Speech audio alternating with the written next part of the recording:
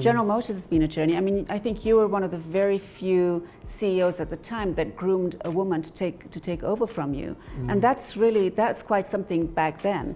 I mean, what was that like for you to actually identify, you know, a woman that was going to be the next CEO of General Motors in a market like Kenya, where there were very few? What was it like? It was fun. Okay. Because, you know, back then in General Motors overseas, like with a lot of companies, they have a hard time shaking themselves loose from their normal people development.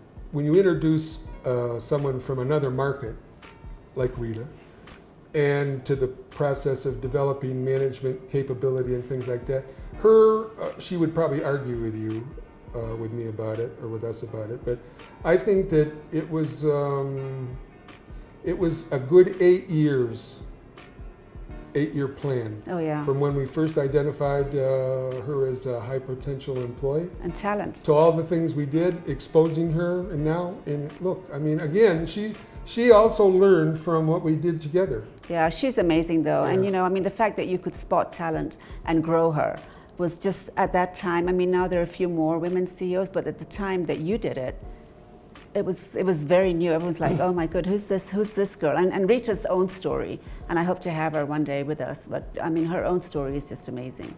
Yeah, and I think the environment, yes. not to bring everything back home, but I think the environment at the time was, okay, I can do that. I can take time, I can expose her to these things, because my own position in Kenya is secure. Yeah. My image, the company's image was strong, and we could then spend time to worry about succession, because a lot of companies don't. Exactly, and you invested in succession, which is really great. And she's just she's a star. She's carried on. She's an absolute star. Like anybody else. So Bill, you just said you're both Kenyan and American. And part of, you know, shaping African conversations is the African narrative. And some of the stories that come from the West about Africa are just absolutely horrible and affect businesses.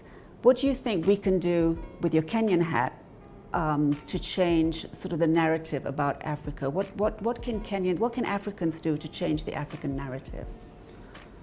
Well, I mean, I've seen a lot of change since I've lived here. This is my 29th year in Kenya. And so for me to answer that question, I think that obviously people would have to say, look, you know, those who communicate on behalf of Kenya should be careful what they say. With CNN here, anything that happens anywhere in Nairobi, within an hour it's on TV, and we're looking like throwing stones and burning tires and all of that. And those of us that were here during the 2007 and 8 times, we all thought, yeah, well, it's never going to happen again, and things like that. So I think that government officials, NGO leaders, and things like that, ambassadors who are trained on what to say and how to say it. I think that some training and some self-awareness on behalf of some of our leaders would be a good way to go, because I don't think you can. Okay, we're the last frontier. I believe that. That's not why I live here in Kenya, but I believe that I'm lucky to be here because of the development opportunities. But I think catching up with the rest of the world's expectations makes it more difficult for any country in Africa. I mean, I also don't like to generalize Africa, because there's parts of Africa that are developed, and there's parts that aren't, and there's parts that have presidents for too long, and there's parts that don't. And there's nobody that speaks on behalf of Africa unless something happens that's unique. You know, then it's advertised. So I don't know. I think maybe it's a shared responsibility between African leaders and those who communicate out to the outside world. And then also, I mean, it's very difficult to hold people's feet to the fire on this, but even the perception that people have about Africa, they should be a little bit more understanding about, okay, why did that happen? Well, okay, because over there that matters. It's a cultural issue. It's a cultural thing. And, you know, like I've always said, that when I first moved to Africa, in the late 80s, I had friends that, you know, sent me pictures like, have you met Tarzan? You know, are you swinging That's on? exactly. Are you swinging on vines over there, and you have water and electricity and those kind of. And I think, okay, that's okay. I wouldn't want to say, but when I found out I was coming to Kenya, I had to go find Kenya. I bet. On the globe. I mean, I knew it was in Africa, and I knew some things about it, and I didn't know what was going on here either. You know, so I understand people's perception, but I think it comes back. The answer that has to apply is that everybody that wants to say something important outside of Kenya should come and see if it's okay with you. Check with you first. Somebody called Gina. But Bill, we don't have enough African successes celebrated on international media. I mean, we just talked about Rita, she's an amazing success story. But I mean, there are lots of really amazing African success stories. They don't see light of day on international media. Well, I don't know. I mean, I came here to be friendly and nice and agree with you, but I watch CNN, and I think CNN does a lot to help Africa. They've got 2 or 3 programs that are dedicated just to Africa. They tell stories about what goes on here, and I think if people watched those and thought, okay, there's this good news in Rwanda and there's good news here. So I feel good about it. I watch it all. Even though I live here, I take the time to watch these programs. So CNN's tried to do some things. I think that even some of our politicians in the tourism business have tried to put some messages out there about Kenya. I think you've helped them even with some of those.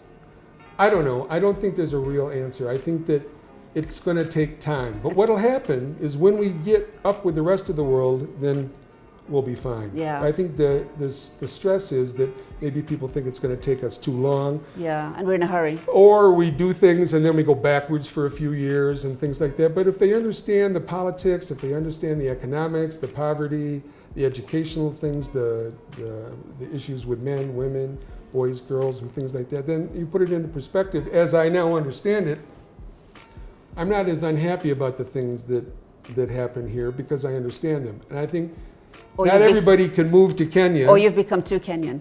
Or I've become too Kenyan. Maybe I've become too Kenyan. People have said. Yeah, I think you're too Kenyan, Bill. I But think, anyway, I did too good a job in trying to in localizing you. Yeah, see, that's what it is. As I've tried to admit early on, I was well trained by you and a couple other people who took an interest in making sure that we'd be able to, that I could turn this into home. But when I came here in 1988, I'm sure, like everybody says, the last thing on my mind that I'd still be here 30 years later.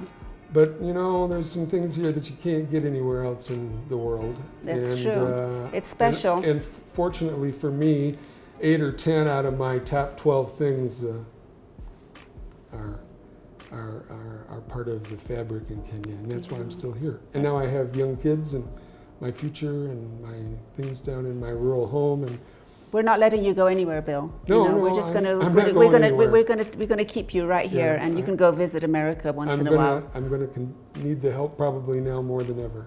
Well, thank you, Bill, for coming, and thanks for just being there for me in the 20 years. And don't stop, because I'm going to need you going ahead too. Thank you for coming.